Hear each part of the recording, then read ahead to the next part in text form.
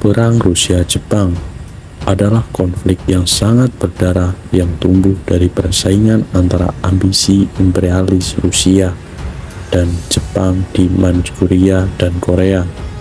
Peperangan ini utamanya terjadi karena perebutan kota Port Arthur dan Jaisira Liadong, ditambah dengan jalur rel dari pelabuhan tersebut ke Harbin.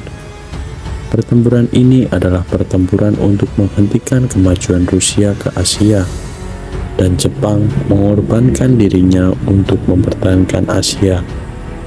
Ini adalah prestasi bersejarah di mana orang kulit berwarna yang selama ini dianggap inferior oleh ras kulit putih mampu memenangkan pertarungan melawan ras kulit putih untuk pertama kalinya.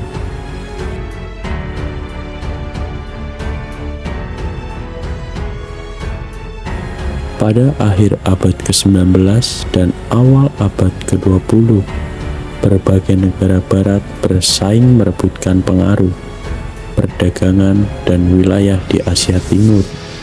Sementara Jepang berjuang untuk menjadi sebuah negara modern yang besar. Lokasi Jepang mendorongnya untuk memusatkan perhatian pada dinasti Joseon Korea dan dinasti Qing di Tiongkok Utara, sehingga membuat negara itu bersaing dengan tetangganya, Rusia. Upaya Jepang untuk menduduki Korea menyebabkan pecahnya Perang Tiongkok-Jepang. Kekalahan yang dialami Tiongkok dalam perang itu menyebabkan ditandatanganinya perjanjian Shimonoseki. Dengan perjanjian itu, Tiongkok melepaskan klaimnya atas Korea dan menyerahkan Taiwan dan Luzhou, sering disebut Port Arthur. Namun, tiga kekuatan barat, Rusia, Kekaisaran Jerman, dan Republik Ketiga Prancis melalui intervensi tiga negara pada 23 April 1895 menekan Jepang untuk menyerahkan Port Arthur, dan belakangan Rusia merundingkan penyewaan pangkalan angkatan laut selama 25 tahun dengan Tiongkok. Sementara itu, pasukan-pasukan Rusia menduduki sebagian besar wilayah Manchuria, dan Rusia maupun Jepang berusaha mengambil alih Korea. Setelah gagal mendapatkan perjanjian yang menguntungkan dengan Rusia, Jepang mengirimkan sebuah ultimatum pada 31 Desember 1903, memutuskan hubungan diplomatik pada 6 Februari, dan mulai menyerang 2 hari kemudian. Kedua pihak mengeluarkan pernyataan perang pada 10 Februari 1904. Menurut hukum internasional, serangan Jepang tidak dapat dianggap sebagai serangan tersembunyi karena ultimatum telah dikeluarkan. Namun demikian, setelah serangan Pearl Harbor, seringkali dikatakan bahwa ini adalah salah satu contoh bahwa Jepang menyukai melakukan serangan mendadak.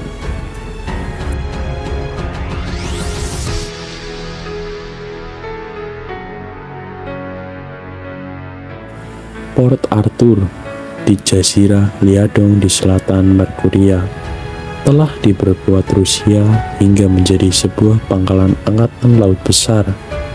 Jepang membutuhkan kekuasaan laut untuk berperang di daratan Asia. Karena itu, tujuan militer pertama mereka adalah menetarkan armada Rusia di Port Arthur. Pada 8 Februari malam, armada Jepang di bawah pimpinan Admiral Heikaro Togo memulai peperangan dengan sebuah serangan torpedo mendadak pada kapal-kapal Rusia di Port Arthur, sehingga membuat 2 kapal perang Rusia rusak parah. Serangan-serangan itu berkembang menjadi pertempuran Port Arthur esok paginya. Serangkaian pertempuran laut yang tidak memberikan hasil yang menentukan pun terjadi.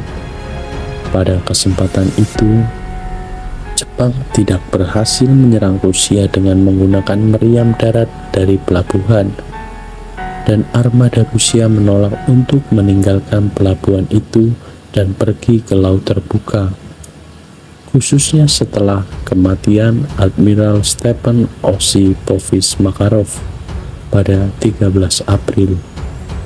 Pertempuran-pertempuran ini memberikan perlindungan bagi sebuah pasukan Jepang untuk mendarat dekat Incheon di Korea, dan dari sana mereka menduduki Seoul dan seluruh Korea dalam waktu singkat.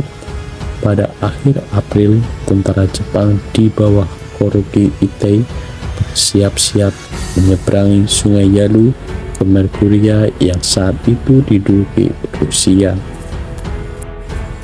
Sebagai jawaban terhadap strategi Jepang yang memberikan kemenangan cepat untuk menguasai Merkuria, Rusia melakukan tindakan-tindakan penghalang untuk memperoleh cukup waktu untuk menunggu tibanya pasukan-pasukan tambahan yang datang melalui jalan kereta api Trans-Siberia yang panjang. Pada 1 Mei 1904, pecahlah pertempuran Sungai Yalu.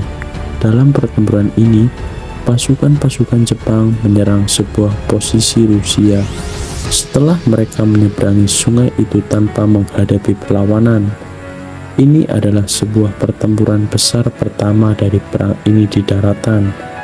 Pasukan-pasukan Jepang bergerak maju dan mendarat di beberapa titik di pantai Merkuria, serta melakukan sejumlah pertempuran hingga memukul balik pasukan-pasukan Rusia ke Port Arthur. Pertempuran-pertempuran ini termasuk pertempuran Nansan pada 25 Mei, ditandai oleh kekalahan besar Jepang dalam penyerangan kepada sejumlah posisi kuat Rusia. Tetapi tentara Rusia tetap bersikap pasif dan tidak melakukan serangan balasan. Di laut, perang ini sama brutalnya setelah penyerangan pada 8 Februari terhadap Port Arthur. Pasukan Jepang berusaha mencegah pasukan Rusia menggunakan pelabuhan itu.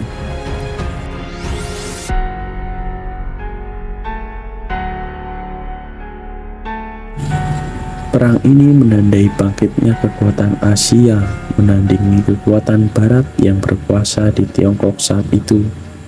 Kemenangan ini membuat kekuatan Barat harus memperhitungkan Jepang dalam urusan politik di Asia. Selain itu, kemenangan ini memicu kebangkitan nasional di negara-negara Asia lainnya yang sedang terjajah oleh negara Eropa. Ini membuat negara-negara Asia berpikir bahwa negara-negara di Asia dapat sejajar dengan negara-negara Barat.